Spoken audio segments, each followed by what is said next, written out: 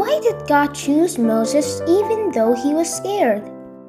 Great question. First, God's people were trapped in slavery, working hard with no freedom and no rest, and their cries filled the land.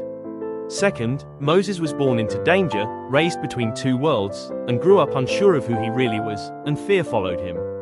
Third, God spoke from a burning bush and called Moses by name, showing that calling comes before courage.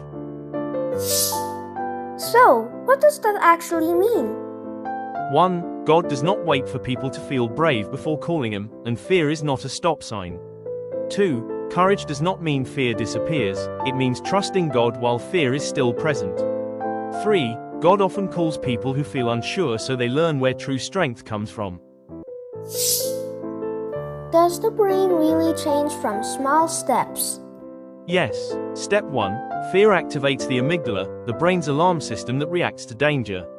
Step 2. When Moses listened and took small steps, the prefrontal cortex strengthened, supporting planning and calm thinking. Step 3. Repeated trust weakens fear pathways and teaches the brain that moving forward is safe. How does this show up in real life? Number 1. This shows up when you feel nervous speaking in class or trying something new. Number 2. It also appears when you question your identity or feel not good enough. Number 3. Like Moses, many people wait for confidence first, but growth often begins before confidence. So, small equals big? Yes. First, one small step can begin a big change, and Moses did not become a leader all at once. Second, each small yes added up, one act of trust at a time. Third, like stones stacked to build a path, small faith steps slowly lead to freedom. So, how do I start? 1. Notice the thought that says I cannot do this, and replace it with the truth that God is with me. 2. Name the feeling you feel, scared, nervous, or unsure, and remember feelings do not control actions.